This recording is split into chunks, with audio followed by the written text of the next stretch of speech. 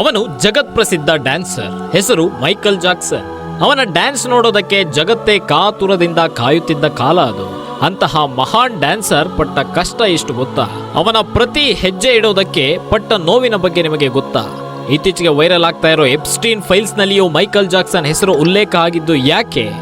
ಇದೆಲ್ಲವನ್ನ ನೋಡೋಣ ಇವತ್ತಿನ ಈ ವಿಡಿಯೋದಲ್ಲಿ. Hi, welcome to my YouTube channel Yuva Story Kannada.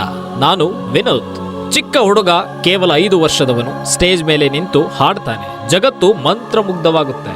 ಆದ್ರೆ ಆ ಹುಡುಗನ ಕಣ್ಣುಗಳಲ್ಲಿ ನೋವು, ಭಯ ಮತ್ತು ಅಪಾರ ಕನಸುಗಳು. ಅವನ ಹೆಸರು Michael Jackson, king of pop. ಆದ್ರೆ ಅವನ ಕತೆ ಕೇವಲ ಹಿಟ್ ಹಾಡುಗಳಲ್ಲ, ಅದು ಒಂದು ಭಾವನಾತ್ಮಕ ರೋಲರ್ ಕೋಸ್ಟರ್. ಪ್ರೀತಿ, ನೋವು, ಯಶಸ್ಸು, ವಿವಾದ ಮತ್ತು ಶಾಶ್ವತ ಲೆಗೆಸಿ. ಇಂದು ನಾವು ಅವನ ಜೀವನವನ್ನ ನೋಡೋಣ. ರೆಡಿಯಾಗಿದ್ದೀರಾ ಅಲ್ವಾ? ಹಾಗಾದ್ರೆ ಇನ್ಯಾಕ್ ತಡ? ಯುವ ಸ್ಟೋರಿ ಕನ್ನಡವನ್ನ ಲೈಕ್ ಮಾಡಿ, ಸಬ್ಸ್ಕ್ರೈಬ್ ಮಾಡಿ.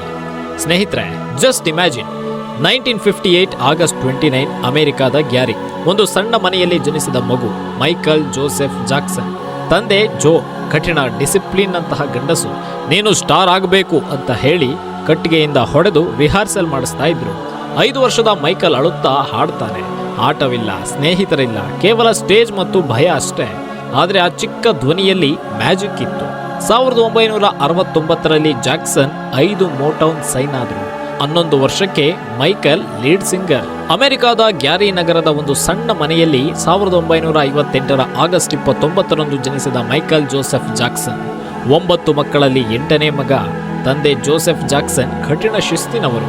ಮಕ್ಕಳನ್ನ ಸಂಗೀತದಲ್ಲಿ ದೊಡ್ಡ ಹೆಸರು ಮಾಡಿಸಬೇಕೆಂಬ ಒತ್ತಡದಿಂದ ಅವರನ್ನು ರಾತ್ರಿಯೇ ರಾತ್ರಿ ತರಬೇತಿ ನೀಡುತ್ತಾ ಇದ್ರು. ಚಿಕ್ಕ ಮೈಕಲ್ಗೆ ಆಟ, ಶಾಲೆ, ಸ್ನೇಹಿತರು ಏನೂ ಇರಲಿಲ್ಲ. ಕೇವಲ ಸಂಗೀತ ಮತ್ತು ತಂದೆಯ ಕಠಿಣ ತಳಕುಗಳು ಮಾತ್ರ ಇದ್ವು. ಅವರ ಬಾಲ್ಯವನ್ನೇ ಕಸಿದುಕೊಂಡ ಖ್ಯಾತಿ ಆರಂಭವಾಯಿತು. 5 ವರ್ಷಕ್ಕೆ ಜಾಕ್ಸನ್ 5 ಗ್ರೂಪ್ನಲ್ಲಿ ಲೀಡ್ ಸಿಂಗರ್ ಆದರು.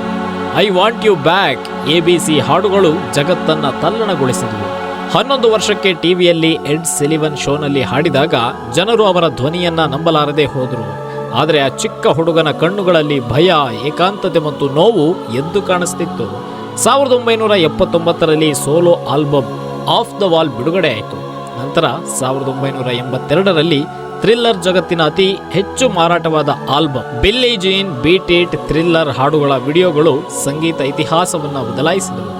ಮೂನ್ ವಾಕ್ ನೃತ್ಯ ಜಗತ್ತನ್ನ ಬೆರಗುಗೊಳಿಸಿತ್ತು. ಅವರು ಪಾಪ್ನ ರಾಜ ಆದ್ರು, ದಿ ಕಿಂಗ್ ಆಫ್ ಪಾಪ್. ಆದ್ರೆ ಈ ಖ್ಯಾತಿಯ ಹಿಂದೆ ಕಪ್ಪು ನೆರಳು ಬೆಳೆಯಿತು. ಮೈಕಲ್ ಅವರ ಮುಖ ಬದಲಾಯಿತು. ವಿಟಿಲಿಗೋ ರೋಗದಿಂದ ಚರ್ಮ ಬಿಳಿಯಾಯಿತು. ಪ್ಲಾಸ್ಟಿಕ್ ಸರ್ಜರಿಗಳು ಒಂದು ಮೂಗು ಕಳೆದುಕೊಂಡಂತೆ ಕಾಣಿಸ್ತಾ ಇತ್ತು. ಮಾಧ್ಯಮಗಳು ಅವರನ್ನ ವಾಕೋ ಜಾಕೋ ಎಂದು ಕರೆಯಲಾರಂಭಿಸಿದವು. 1993ರಲ್ಲಿ ಮೊದಲ ದೊಡ್ಡ ಆಘಾತವೊಂದು ಉಂಟಾಯಿತು. ಒಬ್ಬ 13 ವರ್ಷದ ಹುಡುಗನ ಮೇಲೆ ಲೈಂಗಿಕ ದೌರ್ಜನ್ಯ ಆರೋಪ ಬಂತು. ಮೈಕಲ್ ನಿಷೇಧಿಸಿದ್ರು. ಆದರೆ ಕೋರ್ಟ್ಗೆ ಹೋಗದೆ ಕೋಟ್ಯಾಂತರ ಡಾಲರ್ಗಳಲ್ಲಿ ಸೆಟಲ್ಮೆಂಟ್ ಮಾಡಿದ್ರು. ಜನರ ಮನಸ್ಸಿನಲ್ಲಿ ಸಂದೇಹ ಬಿತ್ತಾಯಿತು. ಇನ್ನು 2002ರಲ್ಲಿ ಬರ್ಲಿನ್ನಲ್ಲಿ ಹೋಟೆಲ್ ಬಾಲ್ಕನಿಯಿಂದ ತನ್ನ 9 ತಿಂಗಳ ಮಗ ಬ್ಲಾಂಕೆಟ್ ಅನ್ನ ಒಂದು ಕೈಯಿಂದ ಹಿಡಿದು ತೂಗಾಡಿಸಿದ್ರು. ಜನರು ಆಘಾತಗೊಂಡ್ರು. ಮಾಧ್ಯಮಗಳು ಸರ್ವನಾಶ ಮಾಡಿದವು.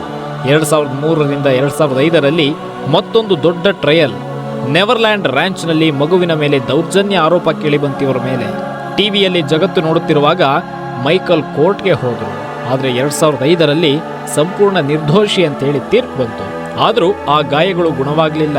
ಅವರ ಜೀವನ ಏಕಾಂತ ಔಷಧಗಳ ಅಡಿಕ್ಟ್ನಲ್ಲೇ ಮುಳುಗಿ ಹೋಯಿತು. 2009ರಲ್ಲಿ ದಿಸ್ ಈಸ್ ಇಟ್ ಕನ್ಸರ್ಟ್ಗಾಗಿ ತಯಾರಿ ನಡೆಸ್ತಾ ಇದ್ರು. ಜಗತ್ತಿಗೆ ಮತ್ತೆ ತಮ್ಮನ್ನು ತೋರಿಸುವ ಕನಸು. ಆದರೆ ಜೂನ್ 25, 2009ರಂದು ಅವರ ಹೃದಯ ನಿಲ್ಲಿತು.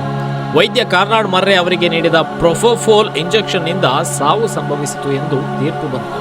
ವಯಸ್ಸು ಕೇವಲ 50 ವರ್ಷ ಮಾತ್ರ. ಮೈಕಲ್ ಜಾಕ್ಸನ್ ಒಬ್ಬ ಮಗುವಿನಂತಹ ಹೃದಯದವರು, ಜಗತ್ತನ್ನ ಗೆದ್ದವರು, ಆದರೆ ತಮ್ಮನ್ನು ತಾವೇ ಗೆಲ್ಲಲಾಗದವರು. ಆರೋಪಗಳ ನಡುವೆಯೂ ಅವರ ಸಂಗೀತ ಜಗತ್ತನ್ನ ಒಗ್ಗೂಡಿಸಿತ್ತು. ಆದರೆ ಆ ಜೀವನದ ಡ್ರಾಮಾ ಎಂದಿಗೂ ಮುಗಿಯದ ರಹಸ್ಯವಾಗಿಯೇ ಉಳಿಯಿತು. If you enter this world knowing you are loved and you leave knowing the same, what else matters. ಇದು ಅವರ ಮಾತು. ಆದರೆ ಅವರ ಜೀವನದಲ್ಲಿ ಪ್ರೀತಿ, ನೋವು, ಖ್ಯಾತಿ ಮತ್ತು ದುರಂತ ಎಲ್ಲವೂ ಒಟ್ಟಿಗೆ ಬರೆದಿದ್ದವು. ಇನ್ನು ಎಪ್ಸ್ಟೀನ್ ಫೈಲ್ಸ್ಗಳಲ್ಲಿ ಮೈಕಲ್ ಜಾಕ್ಸನ್ ಅವರ ಹೆಸರು, ಫೋಟೋಗಳು ಕಾಣಿಸಿಕೊಂಡಿವೆ.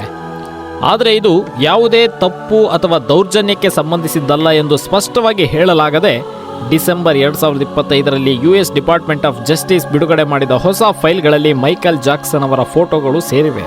ಒಂದು ಫೋಟೋದಲ್ಲಿ ಜೆಫ್ರಿ ಎಪ್ಸ್ಟೀನ್ ಜೊತೆಗೆ ಮೈಕಲ್ ಜಾಕ್ಸನ್ ನಿಂತಿರೋದು ಕಾಣುತ್ತೆ.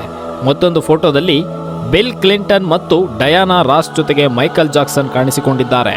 ಇದಲ್ಲದೆ ಹಿಂದಿನ ದಾಖಲೆಗಳಲ್ಲಿ ಒಬ್ಬ ಸಾಕ್ಷಿಯು ಮೈಕಲ್ ಜಾಕ್ಸನ್ ಅವರನ್ನ ಎಪ್ಸ್ಟೀನ್ ಮನೆಯಲ್ಲಿ ನೋಡಿದ್ದೇವೆ ಎಂದು ಹೇಳಿದ್ದಾರೆ. ಆದರೆ ಅವರಿಗೆ ಮಸಾಜ್ ಮಾಡಲಿಲ್ಲ ಎಂದು ಸ್ಪಷ್ಟಪಡಿಸಿದ್ದಾರೆ. ಯಾವುದೇ ತಪ್ಪು ಆರೋಪ ಕೇಳಿಬಂದಿಲ್ಲ. ಸೊ ಫ್ರೆಂಡ್ಸ್, ಇದಾಗಿತ್ತು ಮೈಕಲ್ ಜಾಕ್ಸನ್ ಅವರ ಬಗ್ಗೆ ಒಂದಿಷ್ಟು ಮಾಹಿತಿ. ಮುಂದಿನ ಸಂಚಿಕೆಯಲ್ಲಿ ಮತ್ತೆ ಭೇಟಿಯಾಗೋಣ. ಅಲ್ಲಿವರೆಗೂ ನೋಡ್ತಾ ಇರಿ ಯುವ ಸ್ಟೋರಿ ಕನ್ನಡ.